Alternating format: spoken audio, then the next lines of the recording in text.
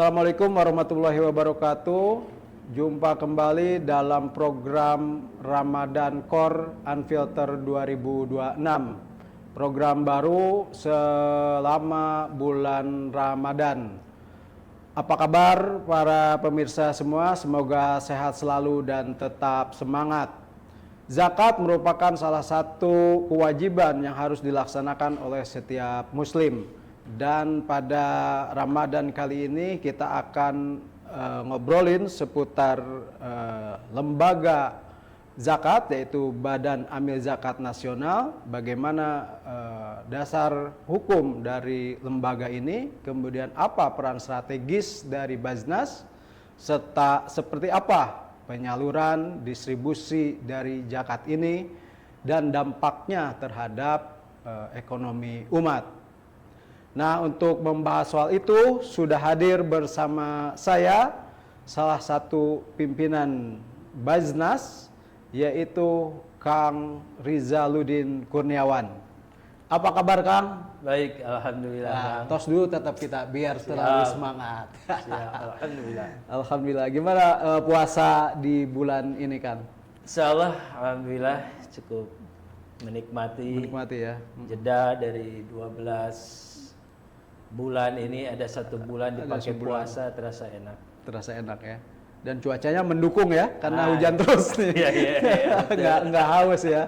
Iya, betul. Oke Kang, kita ini membuka obrolan kita di podcast kali ini. Dan sebelumnya terima kasih nih sudah hadir lagi di channel Aktual Forum. Semoga ini juga bisa memberikan manfaat ya buat masyarakat. Nah, cuman ini di program ini, program ke anak muda sebenarnya. Jadi temanya Ramadan Core. Lebih bahasanya mungkin kita, walaupun kita ini bukan Gen Z ya, tapi kita usahakan ini dipahami oleh kalangan Gen Z gitu kan. Saya masih SMA. Masih. Kang, nah ini sebelum ke situ mungkin ada penjelasan awal lah soal peran strategis Baznas ini dalam mengelola zakat di Indonesia ya. Mungkin bisa dijelaskan secara lebih simpel. Silakan, Kang. Jadi Baznas ini lembaga pemerintah non struktural. Berdiri dengan Kepres ya, keputusan presiden. Keputusan presiden. Dasarnya adalah ada Undang-Undang Pengelolaan Zakat nomor 23 2011. Nah, tugas dan fungsinya itu adalah tadi mengelola zakat. Mengelola ini dari mulai merencanakan, menghimpun, menyalurkan, lalu mengevaluasi gitu ya, lalu juga pelaporan sampai kita sebutkan pengendalian, gitu ya. Jadi dikendalikan sampai di situ. Nah, ada 3 pokok yang dikelola oleh Baznas ini. Pertama, mengelola muzaki, yaitu orang yang memberi zakat. Yang kedua adalah mengelola mustahik, orang yang menerima zakat, lalu mengelola lembaganya. Jadi gimana supaya profesional dan akuntabel. Nah, begitulah yang disebut dengan Baznas. Jadi dasar hukumnya adalah Kepres ya, nomor 11 tadi ya. Ya, dan undang-undang. Undang-undang nomor 23 tahun 2011. 2011 ya. Jadi memang dasarnya sudah sangat jelas ya. Ada undang-undang yang memayungi zakat ini. Ya, jadi ini lembaga pengelola jasa amal yang resmi negara. Artinya berizin. Ini kan banyak nih pengelola amal begitu ya. Tapi ada yang berizin, ada yang tidak. Negara juga punya lembaga pengelola amal, yaitu disebut dengan Baznas. Baznas ini ya. Dan Baznas ini juga memberikan perannya memberikan izin juga untuk lembaga-lembaga non pemerintah yang mengumpulkan dana zakat itu. Izinnya dari Kementerian Agama, cuma Baznas ini memberikan rekomendasi saja. Gitu ya. Nah, kenapa negara ini kok memberikan izin kepada pengelola-pengelola zakat atau infak sedekah ini? Karena di situ di undang-undang disebutkan agar dana kelolaan zakat maupun infak sedekah ini efektif efisien kan. Jadi dikelolanya agar efektif efisien, dan yang kedua agar berdampak untuk kesejahteraan masyarakat dan penanggulangan kemiskinan. Nah, jadi ini adalah collective action. Dari individual action biasa nak ngasih gitu ya, Ngasih langsung. Nah, negara membuat gerakan collective action, bagaimana kalau dikumpulkan oleh lembaga pengelola zakat pemerintah, Baznas, atau dikelola lembaga amil zakat milik masyarakat yang berizin. Nah, begitu. Oke, yang berizin. Nah, kalau dilihat dari objeknya nih kan. Oke. Karena kan ada isu juga bahwa ini harus tepat sasaran. Termasuk soal 8 asnaf ya penerima. Itu mungkin bisa dijelaskan Kang. 8 asnaf itu siapa saja sebenarnya masuk kategori penerima dana zakat ini? Oke, jadi pada prinsipnya begini dulu. Sedekah itu ada 2 jenis ya. Ada sedekah wajib yang disebut dengan zakat, yang penerimanya itu khusus juga, yaitu 8 golongan. Itu tadi ya, disebut asnaf. Asnaf ya. Lalu ada sedekah yang tidak wajib atau sedekah sunat. Nah, itu penerimanya siapa saja. Nah, yang sedekah wajib itulah yang disebut dengan zakat, dan penerimanya dikhususkan. Ini ada dalam surat At-Taubah ayat 60. Jadi innamas shadaqatu lil fuqara'i wal masakin al-ayah, begitu ya. Ujungnya Kang ada kata faridotan. Memang di depannya itu sedekah, tapi di ujung ayat itu sedekah yang diwajibkan, yang fardu. Yang fardu nah, itulah faridotan itu, nah itulah yang disebut dengan zakat. Begitu ya. Ada juga khud min amwalihim sodakotan, ambillah. Memang katanya sedekah dalam teks itu, tetapi ini sedekah yang wajib diambil, gitu ya, oleh Rasulullah waktu itu ambil zakat ya, sedekah yang wajib. Nah, itulah zakat. Nah, dari situ konsekuensi dari dana yang wajib, sedekah wajib ini adalah khusus penerima golongan itu 8. Satu yaitu fakir, yang kedua miskin, yang ketiga amil pengelolanya, yang keempat yaitu ada mu'alaf, orang yang hatinya cenderung pada Islam, atau ada juga orang yang baru masuk Islam gitu ya. Lalu yang kelima itu ada rikob, hamba sahaya. Hamba sahaya ya. Nah, atau sekarang ditafsirkan dalam peraturan Baznas dengan human trafficking itu masuk ke situ. Lalu ada gorimin, orang yang banyak berhutang. Nah, di situ Korban ada tafsirnya. pinjol ya. Hutangnya hutang apa hutang dulu? apa? Nah, begitu ya. Lalu ada yang ke-7 itu yang disebut Ibnu Sabil, yang habis ongkos di perjalanan. Nah, yang ke-8 itu ada yang disebut fisabilillah, orang yang sedang berdakwah di jalan Allah. Nah, ini 8 golongan yang khusus akan menerima zakat, sedekah wajib tadi. Tapi kalau yang sedekah sunat itu bebas, tidak khusus ke-8 golongan itu ya. Artinya lebih umum lah ya. Lebih umum. Itulah sedekah sunat. Nah, ini kan belakangan agak rame nih di media sosial ya, publik, bahwa dana zakat ini akan disalurkan untuk memperkuat program MBG. Nah, ini menimbulkan pro kontra. Nah, mungkin klarifikasi dari Baznas seperti apa sebenarnya? Jadi begini, seperti tadi dalam surat At-Taubah ayat 60, kalau dana zakat itu hanya wajib, innama itu mengkhususkan ke 8 golongan ini.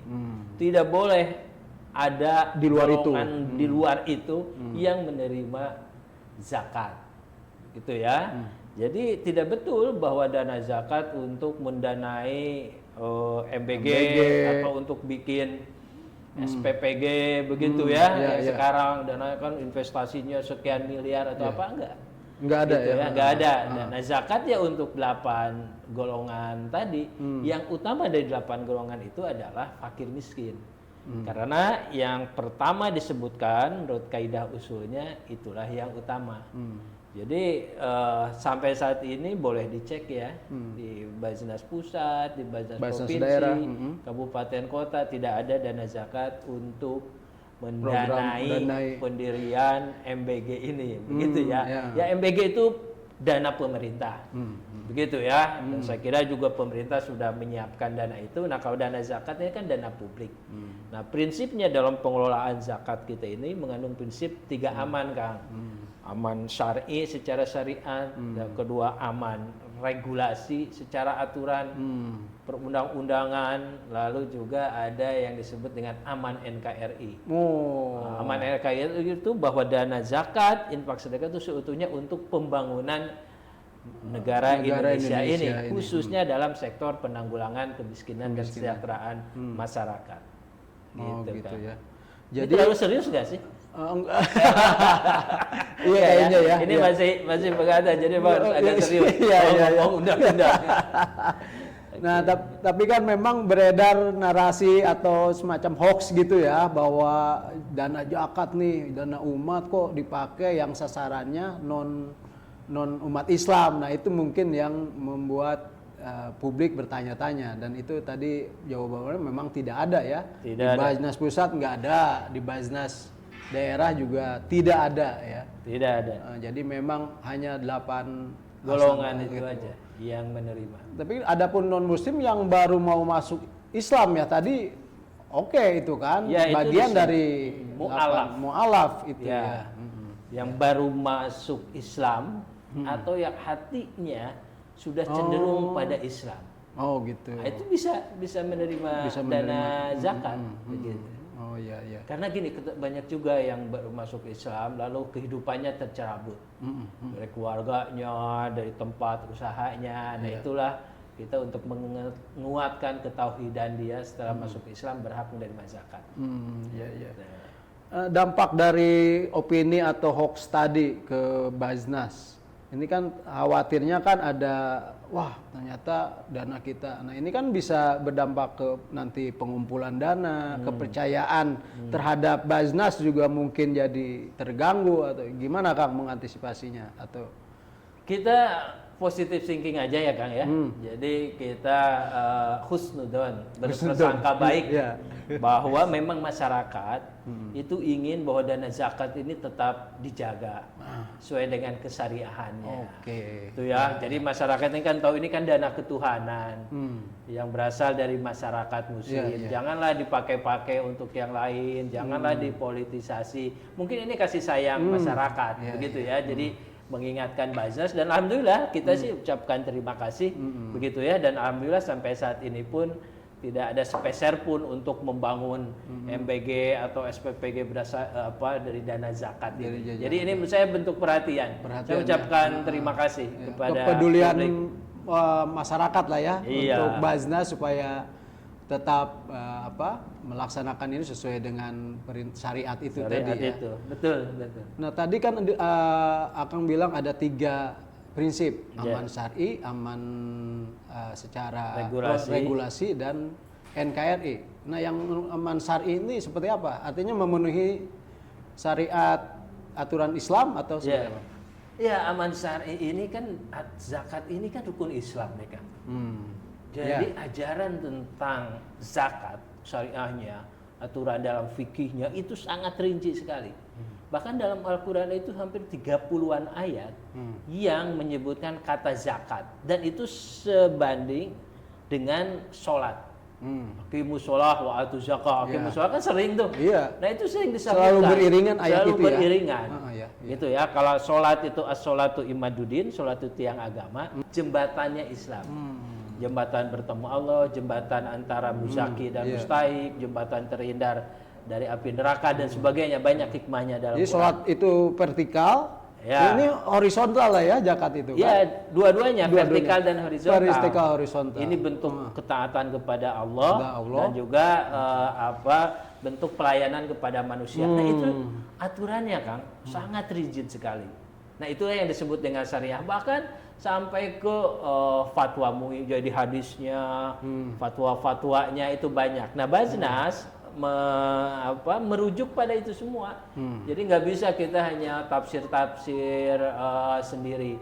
Dan apapun yang diputuskan oleh Baznas pasti membaca atas basis Quran, hadis, istimewa para ulama, fatwa-fatwa ulama, kias-kias ulama, dan ini luar biasa. Jadi hasanah ilmu.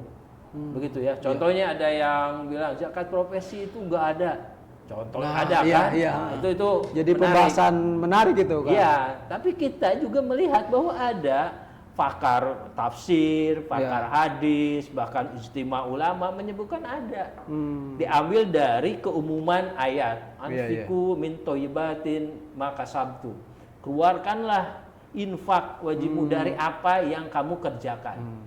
Maka sabtum dari kasab kamu itu wajib dikeluarkan. Nah itu umumnya, gitu. Nah apa dari ayat umum itu? Penafsirannya banyak. Nah jatuhlah ke ada hadisnya profesi.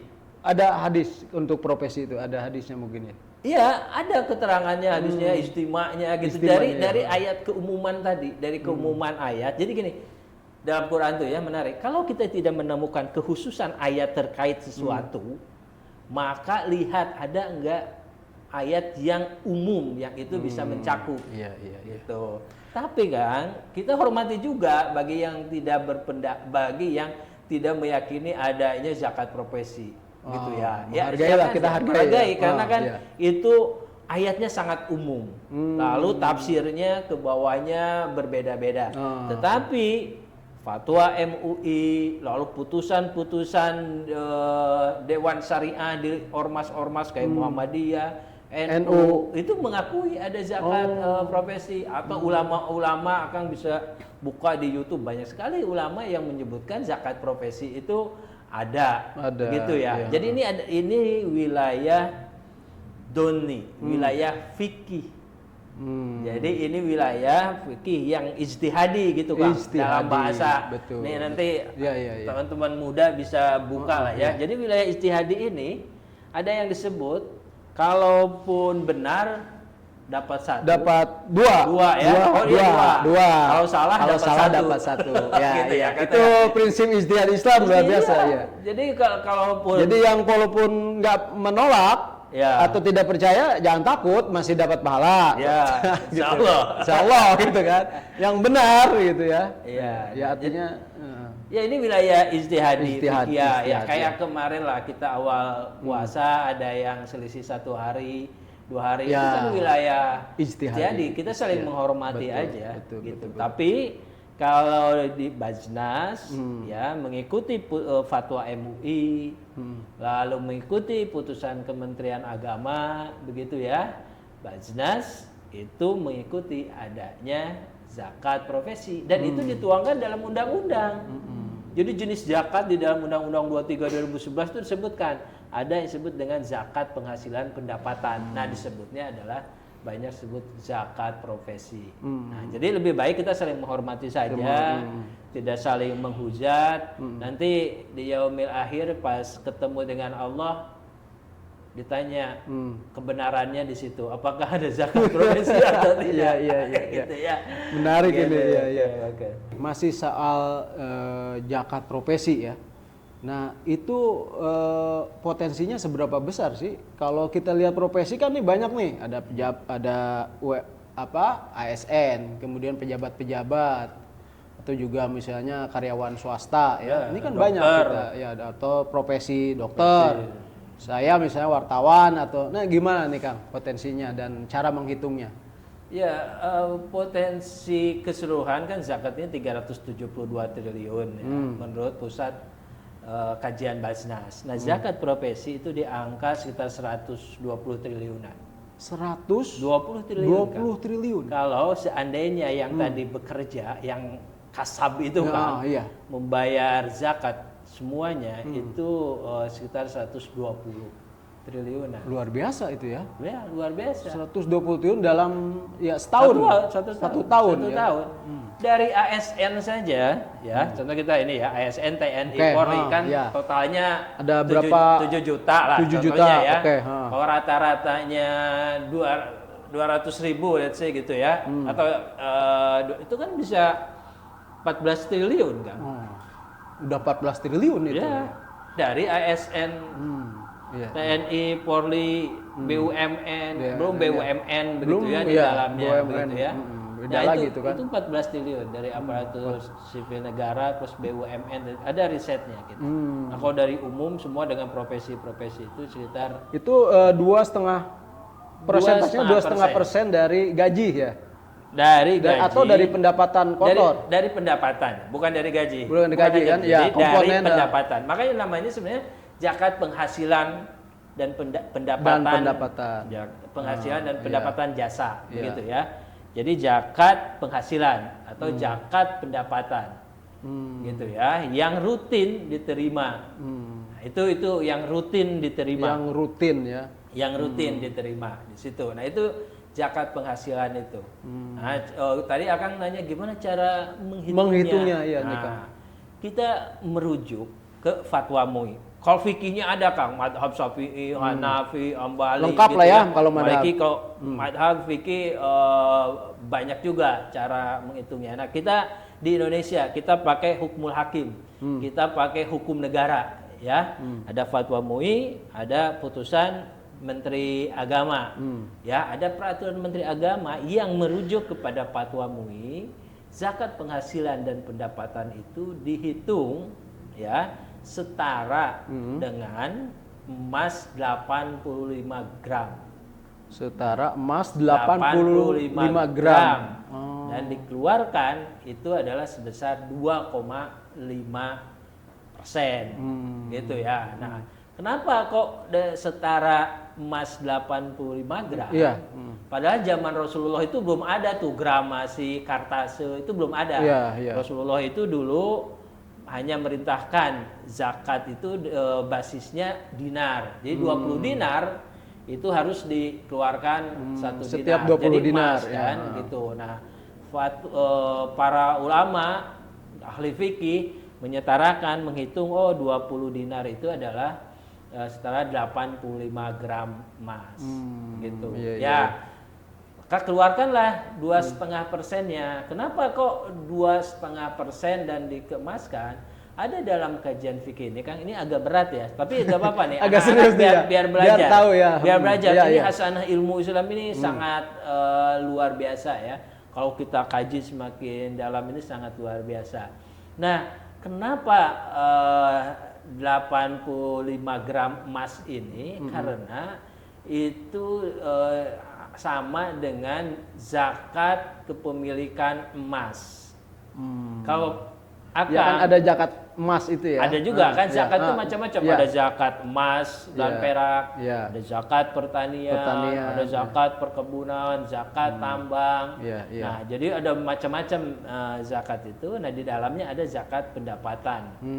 Itu ya, dan penghasilan. Jadi dari semua gaji, dari semua tunjangan kinerja, dari semua bonus yang rutin ya, rutin dalam setahun dan bisa dibagi 12 bulan, nah itu dihitung.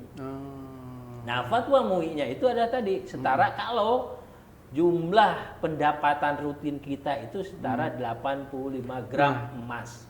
Mungkin teman-teman bertanya juga tuh, kenapa menisbahkannya ke emas? Oke. Tidak ke nilai langsung uang misalnya atau nilai yang lain. Nah, ini menarik. Hebatnya Kang, di dalam fikih ini ada 3 rujukan dalam menisbahkan zakat penghasilan, dalam mengkiaskan. Jadi menganalogikan. Menganalogikan Jadi itu ada ya. ilmu analogi dalam fikih Islam itu menganalogikan pertama kepada emas, kedua kepada perak, yang ketiga kepada pertanian.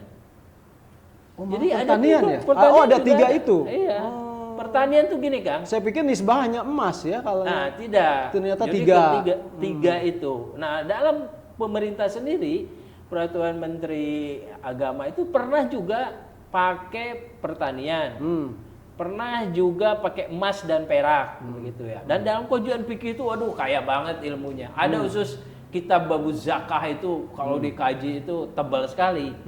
Gitu ya. Nah, kenapa dikiaskan pada emas? Karena itu seperti kepemilikan harta. dalam bentuk emas. Jadi kita punya emas tabung disimpan dalam 1 tahun, begitu ya.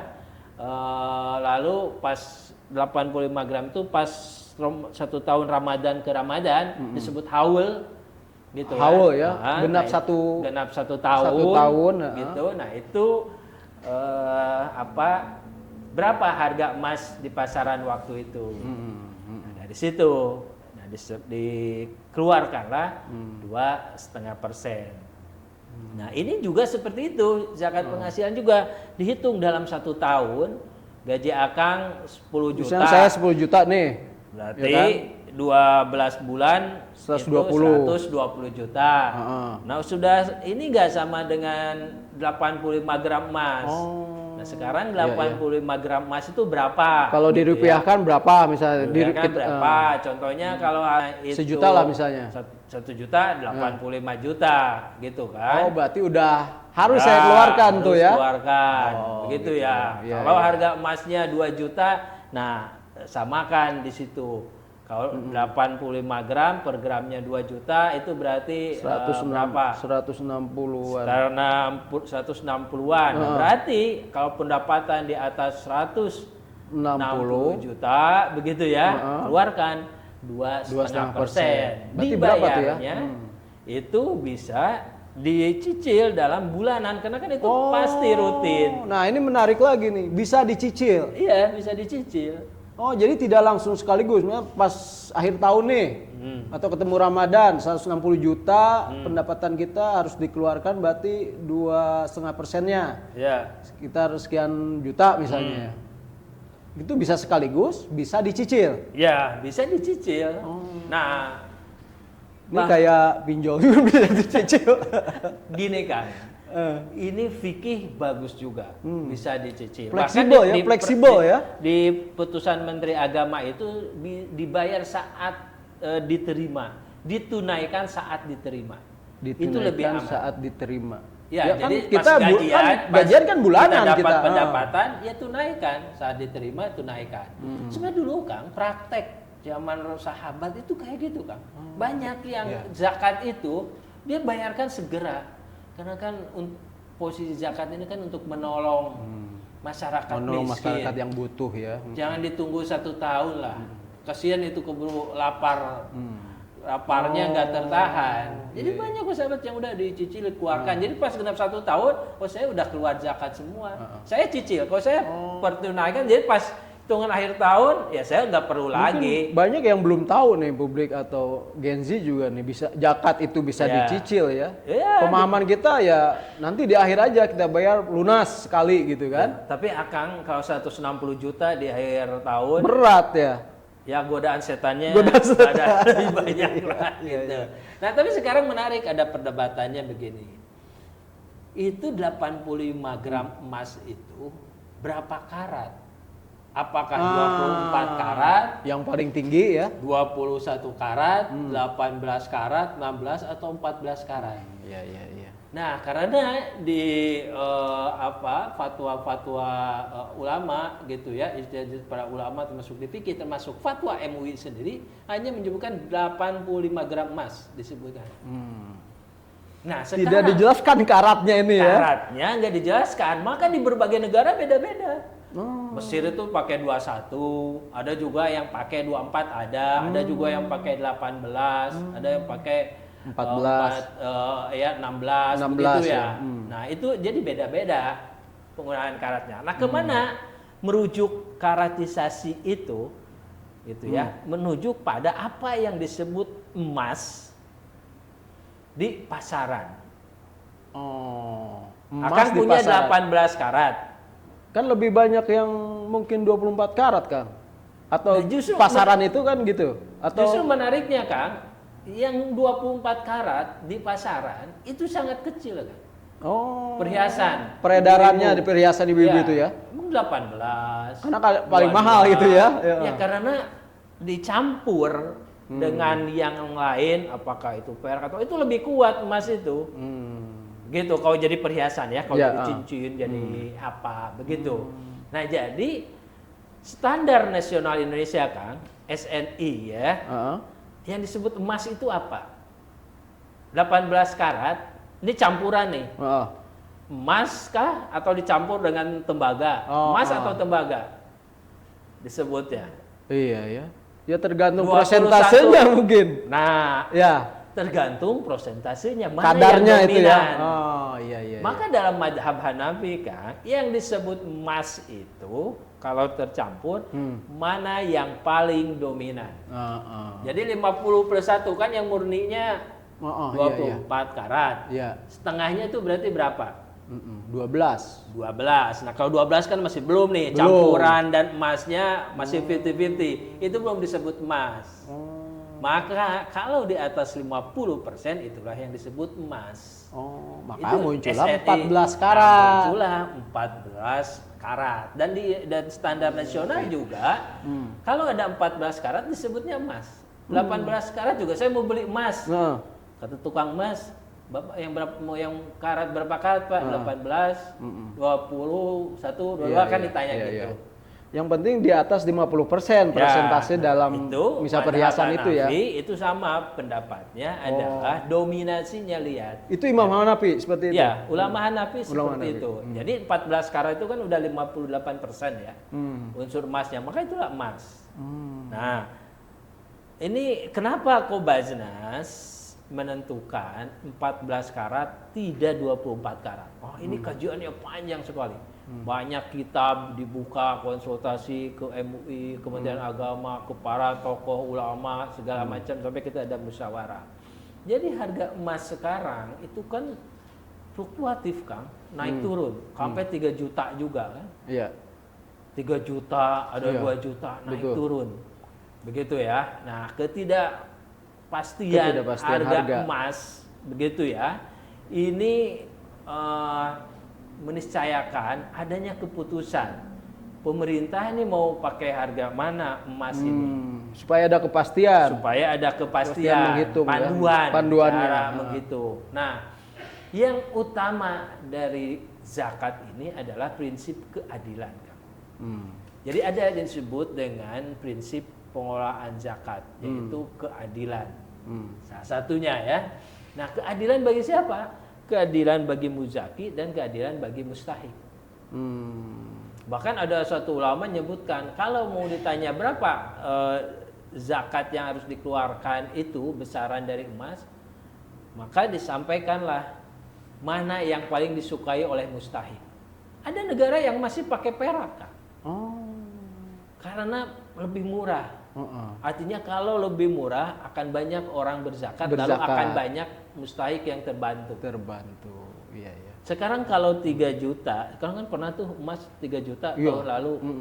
Berarti itu penghasilan yang di angka 30 berapa? 20 kalau 3 juta kali 85 ya. 24-an. Ya, mungkin sekitar segitu. 25 juta itu 25 juta antara jarang itu. Jarang. Iya kan? Ya, Iya.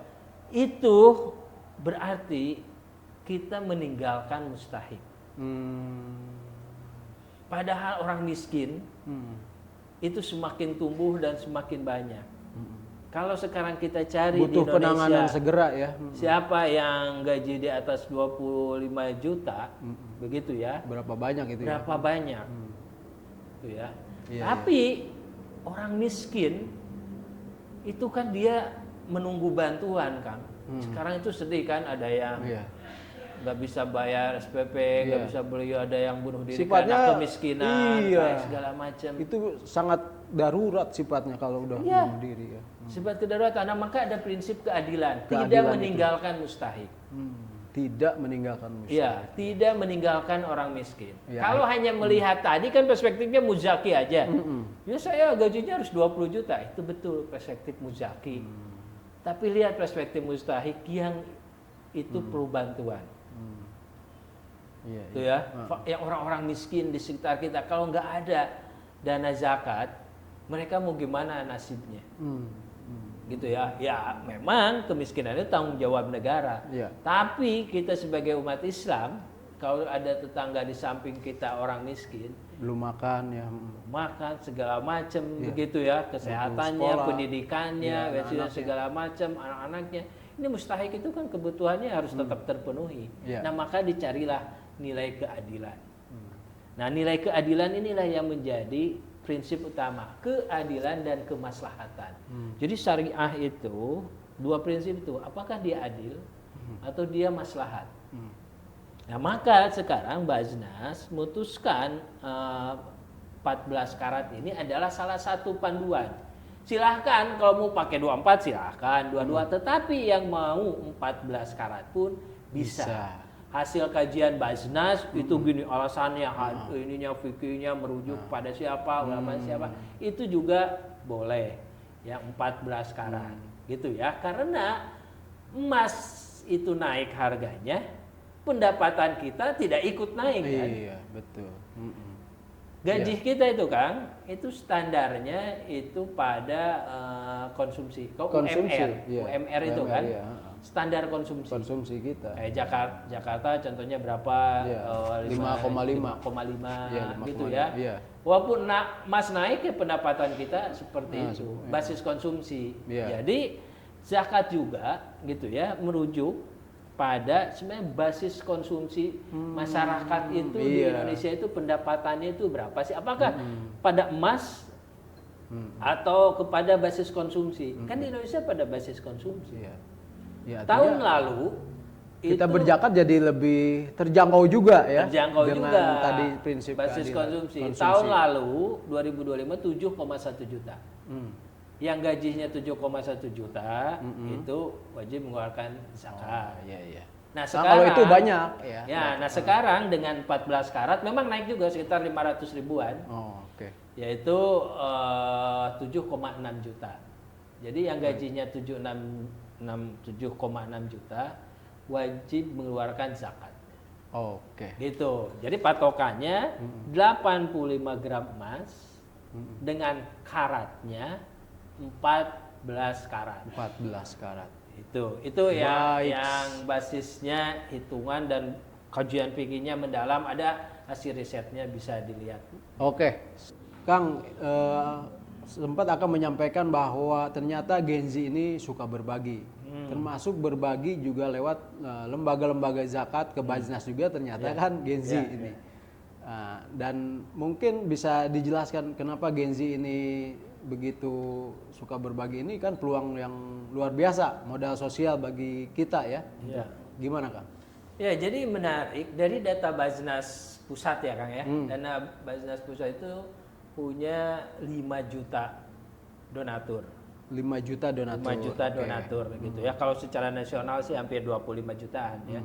Kalau digabungkan dengan Basnas termasuk juga LAZ ya, lembaga zakat sekitar 25 jutaan. Tapi yang Basnas Pusat itu 5 juta. 70%-nya itu usia 18 sampai 35 tahun. Jadi Gen Z dan milenial gitu ya, gabung. Itu 70%-nya. 70%. Gitu. Banyak ya. Itu menarik gitu ya. Itu menarik sebagai data kita. Jadi kita simpulkan bahwa memang budaya berbagi di kalangan anak Gen Z, milenial ini cukup tinggi, cukup bagus. Gitu ya. Jadi saya lihat sangat positif.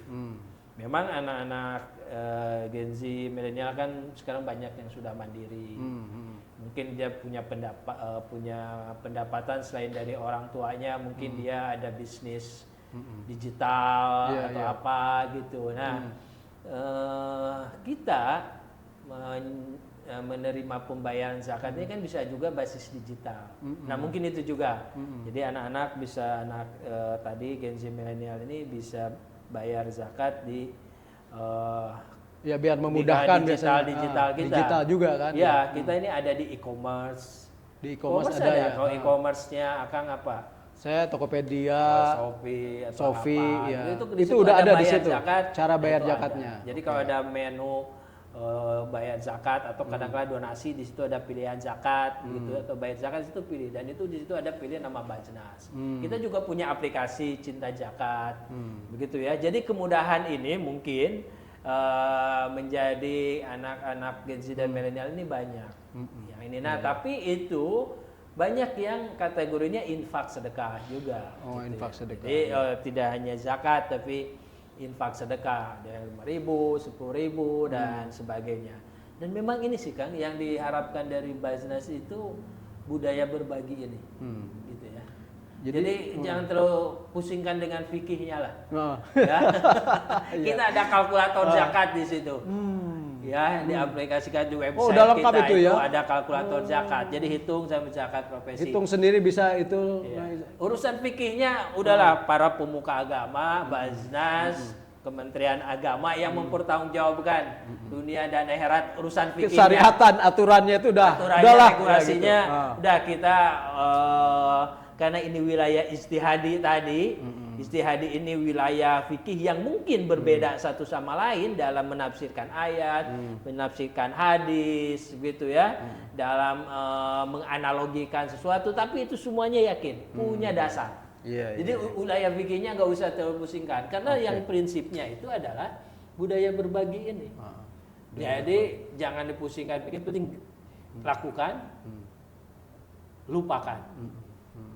Just do it and forget it. Itu Sayyidina Ali begitu. Kalau urusan sedekah, lakukan, lupakan aja. Lupakan. Begitu. Biar Allah jangan mengingat-ingat ya. Biar Allah yang mencatatnya lah. Iya. Lakukan. Dan lupakan. Basnas menyambut budaya berbagi ini dengan masuk biar relevan dengan Gen Z, membuka di channel e-commerce ya, di digitalisasi lah ya. Ya, e-commerce, crowdfunding, di mobile banking, website kita, e-wallet mungkin ya. E-wallet beberapa juga betul, ada di GoPay, di mana gitu. Jadi kita ada 120-an kanal digital. 120 kanal digital. Ya. Untuk berzakat itu untuk lebih zakat, mudah. infak, sedekah ya. Pokoknya budaya berbagi. Budaya berbagi. Budaya berbagi ini. Nah, paling mudah kunjungi website Basnas.go.id. Gitu ya. Itu mudah sekali. Di situ ada budget, ada kalkulatornya. Gaji saya segini, berapa ya saya harus zakat? Hitung aja. Saya dagang berapa, di situ langsung ditanya berapa modalnya, berapa keuntungannya, langsung ada kalkulator. Saya punya tabungan segini bisa keluar. Jadi begitu aja. Lebih mudah. Jadi udah custom nih zakatnya. Udah custom. Menyesuaikan konsumen. Luar biasa. Sesuai dengan fikihnya. Sesuai dengan fikihnya. Yakin kalau urusan fikihnya kita juga banyak para ulama, para tokoh, akademisi. Kita bisa mempertanggungjawabkan.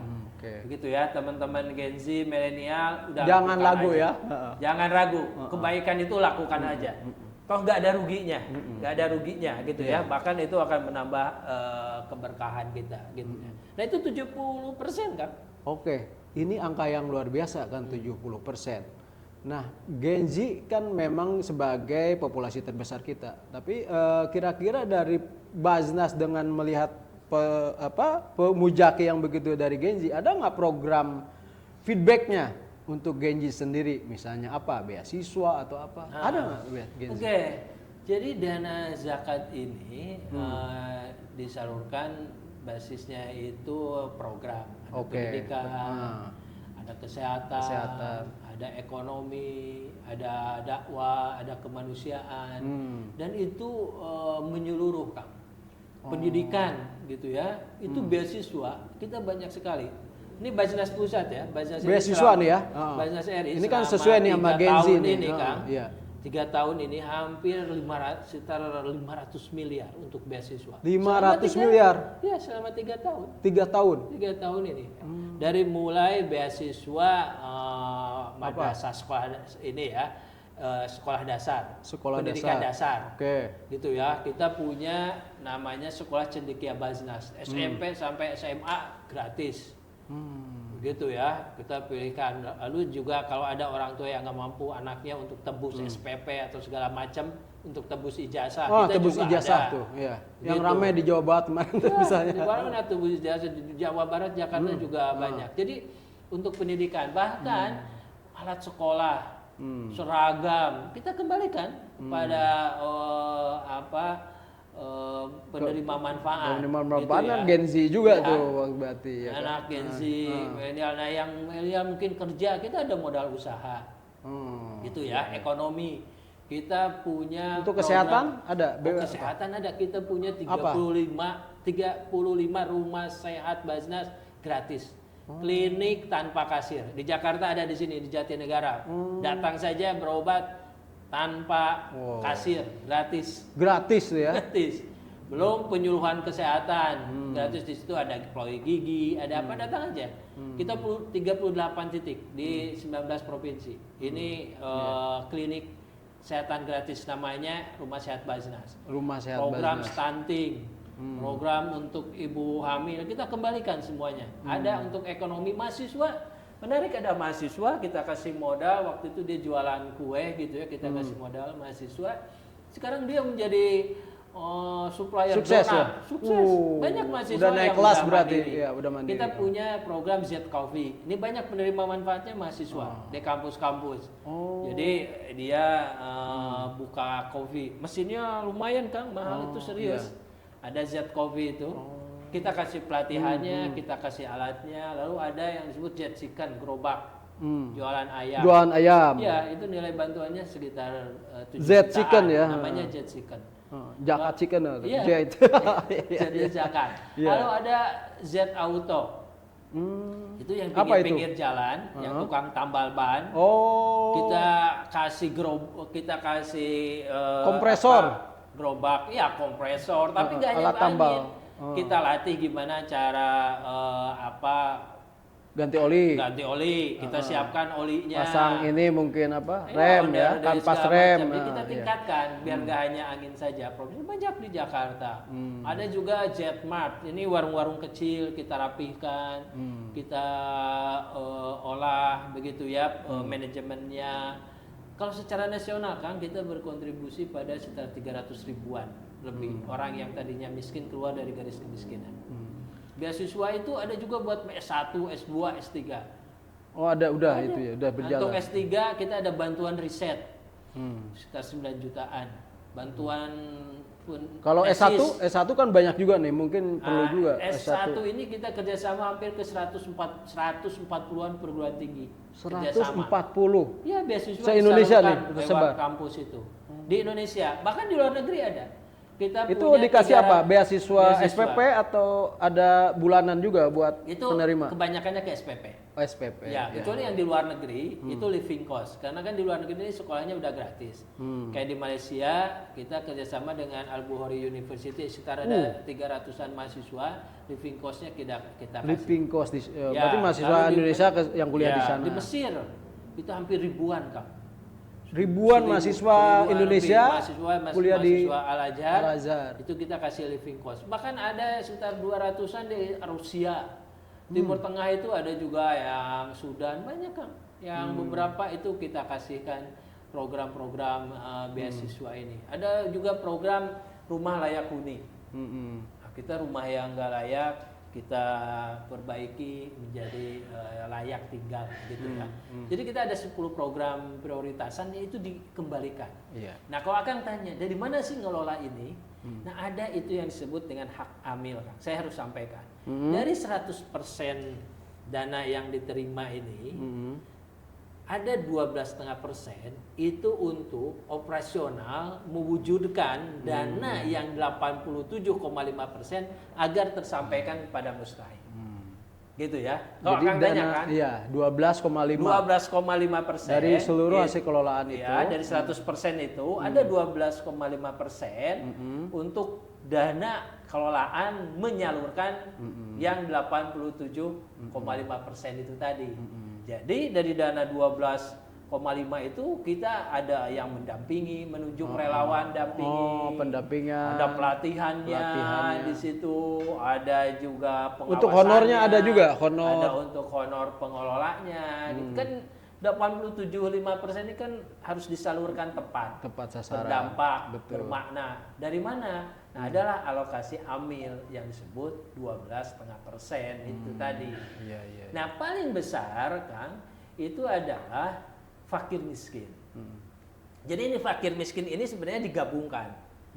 Gitu ya. Jadi dananya hampir 50% lebih itu untuk fakir miskin. Digabung. Memang pencatatannya dipisah-pisah ya, ada fakir berapa, miskin berapa, tapi pada prinsip penyalurannya itu digabung. Fakir miskin itu karena hampir sama perlakuannya. gitu ya, yang fakir dan miskin ini hampir sama perlakuannya. Dan dalam konteks Indonesia itu sebenarnya ada yang disebut miskin ekstrim. Desil 1 itu miskin ekstrim. Lalu ada 2, desil 2, 3, 4 sampai ada tingkatannya ya. Tingkatannya. Nah, jadi bahasanya miskin. Nah, banyak di ini yang salah memahami begitu ya, nggak pas, seakan fakir sama miskin itu dipisahkan. Dalam manajemennya, praktek penyalurannya digabungkan. Jadi fakir miskin itu hampir 50%. Kalau dana fakir masih kurang, ditopang oleh dana kemiskinan, dana miskin. Gitu ya. Nah, yang kedua memang setelah fakir miskin, kedua fisabilillah. Nah, fisabilillah yang akan tadi beasiswa itu dari mana? Dari alokasi fisabilillah, yaitu orang yang sedang berjuang di jalan Allah. Orang yang mentolabul ilmi itu mencari ilmu, itu masuk kategorinya di situ fisabilillah. Ada juga untuk bayar para dai, para ustazah, ada untuk kebencanaan. Kebencanaan juga masuk ke situ. Ada fatwa MUI bahwa dana zakat itu bisa dipakai untuk dana penanggulangan bencanaan. Nah, itu masuk dari fisabilillah. Lalu untuk daerah 3T begitu Kang ya, kelompok marginal. Nah, itu masuk di situ. Fisabilillah itu. Jadi konteksnya itu tafsirnya itu sangat luas. Gitu. Nah, itu bisa dibaca. Termasuk yang itu dong. Korban pinjol, gimana tuh? Nah, begini, korban itu kan pinjol. rame nih belakangan kan? Korban pinjol dulu Basnas sempat 2 tahun yang lalu buat keputusan. Gorimin ya, orang yang punya hutang. Yang banyak hutangnya. Yang banyak hutangnya. Itu ya. Nah, tapi setelah kita membuka program itu, waktu itu ada penjelasan dari pemerintah bahwa pinjol ini banyak yang ilegal. Gitu. Akan pernah kalau bisa buka ada jejak digitalnya. Apakah pinjol yang ilegal ini perlu dibayar apa enggak? Waktu itu pemerintah bilang jangan dibayar, laporkan aja, bisa baca lah jejak digitalnya. Pinjol-pinjol ilegal itu laporkan banyak, aja, nggak usah dibayarin, begitu. Nah akhirnya yang pinjol ini programnya kita take down, tapi kita tetap melayani para gorimin ini. Tapi gorimin di sini Kang, orang yang berhutang karena pertama mempertahankan hidupnya. Kalau dia tidak berhutang, dia bisa mati. Itu syaratnya ya? Itu. Yang kedua, dia berhutang untuk berjuang di jalan Allah. Saya bikin pesantren gitu ya, saya hutang. Itu bisa, itu dia bisa. Jadi berhutang untuk di jalan Allah atau berhutang untuk mempertahankan hidup. Tapi kalau utangnya itu untuk gaya konsumtif, untuk gaya hidup, maka kita nggak bisa. Buat makan enak Kang itu. Nah, itu kita nggak bisa di situ. Gorimin ini. Bahkan kalau dalam pemerintah Kang, program pemerintah, siapa yang sebut orang miskin punya motor saja Kang, kategori dia bisa dicabut tuh dari PKH bantuan itu.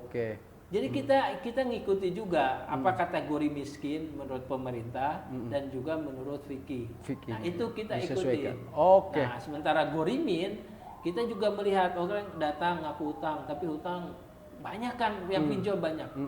Datang ke Basnas ya. Profesinya ada yang ASN, ada yang ya macam-macam lah usaha kayak, tapi ke sana bawa HP, iPhone, gitu ya. Pakai motor, pakai mobil kayak gitu saya pinjol. Nah, ini kita yang agak apalagi kalau udah campur judol ya. Jadi gorimin akhirnya kita selektif banget. Kang, ini untuk soal isu bahwa Basnas sebagai lembaga penyalur tentu kan harus menjaga trust, kepercayaan publik. Nah, seperti apa nih yang dilakukan oleh Basnas agar ada transparansi, ada akuntabilitas terhadap penyaluran dana zakat ini? Ya, kita punya SOP ya, standar operasional prosedur yang cukup ketat. Ya, bagian dari pertanggungjawaban kita ada satuan internal audit kan. Internal audit, Dan proses penyaluran ini di Basnas ini bertahap, gitu ya. Jadi berjenjang. Masuk di dalamnya itu ada Direktorat Audit dan Kepatuhan. Lalu kita diaudit oleh akuntan publik. Akuntan ya, publik. Oke. tentang keuangannya. Lalu kita diaudit syariah oleh Kementerian Agama tentang kesyariahannya, gitu ya.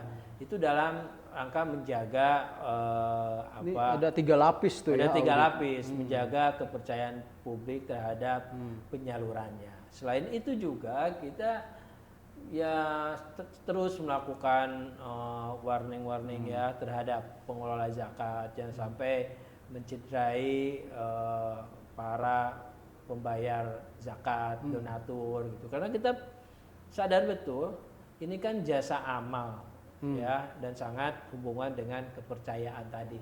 Maka kita tekankan para pengelola zakat ini harus profesional, transparan, akuntabel, informatif. Ya alhamdulillah kita dapat dari Komisi Informasi Publik, kita dapat peringkat tinggi ya informatif. Kalau memang mau nanya apapun tentang zakat, kita ada tugas pelayanan informasi. Insya Allah kita layani. Bahkan riset udah ratusan, yang riset ke Bajnas S1, S2, S3 silakan. Cuma kami nggak bisa kalau menjawab semua komen-komen di medsos, kan banyak ribuan. Kalau satu-satu ini, kalau memang urgent, pingin penjelasan ke Bajnas, hubungi aja sosmed Bajnas, Bajnas atau lewat telepon atau apa, datang. Mau riset, saya mau tahu informasi tentang ini, kita audited keuangan kita upload di website, rutin bisa dilihat, begitu ya. Tiap tahun itu rutin tiap tahun kita ini karena wajib kantor akuntan publik, termasuk kan kita ini diawasi oleh DPR. Rata-rata hampir 3 bulanan ada rapat dengar pendapat oleh DPR. DPR kan mengawasi kita. Mereka nanya ini programnya apa segala macam gitu ya. Mereka menyoroti jangan sampai dipolitisasi. Maka kita menjaga independensi. Kita ini lembaga pemerintah tapi bersifat mandiri. Begitu disebutkan di undang-undang. Jadi kita mandiri. Nah memang kita disebutkan di situ siapa pembina pengawas kita. Nah dalam undang-undang itu pembina dan pengawas Bajnas itu adalah menteri. Menteri. Nah menteri di sini adalah Menteri Agama. Gitu ya. Dan agama itu ada di Undang-Undang 23 2011 pasal 34 disebutkan bahwa menteri bertugas sebagai pembina dan pengawas Bajnas dan LAS. Maka tadi ada audit syariah, maka ada perwakilan dari Kementerian Agama di Bajnas ini kan. Jadi kita ini ada 11 komisioner. Wakil dari Kementerian Agama, dari Kementerian Keuangan, sama dengan dari Sekjen Kemendagri. Eselon 1 semua. Nah, lalu pembina dan pengawas di Bajnas provinsi dan kabupaten itu kepala daerah. Diawasi oleh kepala daerah. Lapor, kita wajib minimal itu 6 bulan itu, setahun 2 kali itu harus lapor. Tapi sekarang Bajnas mewajibkan lapor sebulan sekali. Gitu ya ke daerah-daerah. Kita punya sistem informasi manajemen yang kita bisa mantau harian, bulanan, bagaimana keluar masuk dana ini, cash in, cash out gitu ya. Nah kalau ada teman-teman masih menemukan apa, konfirmasi ke Bajnas. Gitu. Konfirmasi, tanyakan. Karena langsung kita terbuka ya, sangat terbuka Bajnas, membuka kanal-kanal ininya pengaduan. Masih 14 karat, ada nggak untuk MBG, ada nggak nih politisasi? Tanya aja ke Bajnas, kita dengan senang hati akan menjawabnya. Gitu. Nah, ini kita menjaga betul, kita profesional, transparan, akuntabel. Karena kita yakin ini dana ketuhanan yang harus ditanggungjawabkan di dunia dan di akhirat. Gitu kan. Baik, Kang, luar biasa nih penjelasannya. Mungkin satu kalimat untuk mengakhiri obrolan kita. Apa nih Kang? Silakan. Ya, zakat itu adalah jembatannya Islam. Ya. Dan bagian dari rukun Islam yang mengajarkan kita untuk selalu berbagi, peduli kepada sesama. Jadi berbagilah, karena itu akan membahagiakan. Terima kasih Kang Rijal atas waktunya dan penjelasannya. Pemirsa, demikian tadi obrolan kita dengan Kang Rizaluddin Kurniawan, pimpinan Bajnas, seputar Bajnas dan juga berbagai hal soal zakat. Terima kasih Kang Dija atas kehadirannya dan pembahasannya di Aktual Forum di Ramadan Core. Semoga kita bisa ketemu lagi nih Kang Siap, di lain waktu. insyaallah. Oke, terima kasih Kang. Pemirsa, demikian tadi obrolan kita bersama pimpinan Bajnas Kang Rizaluddin Kurniawan membahas berbagai hal soal Bajnas, soal bahwa dana Bajnas tidak untuk MBG dan juga Bajnas melakukan pengelolaan dana zakat ini dengan profesional, penyalurannya juga dilakukan dan dilaporkan secara transparan dan akuntabel. Jadi janganlah ragu untuk menyalurkan zakat melalui Bajnas. Jangan lupa share, like, komen channel Aktual Forum dan ikuti terus program Ramadan Core Unfiltered 2026. Wassalamualaikum warahmatullahi wabarakatuh. Waalaikumsalam warahmatullahi wabarakatuh.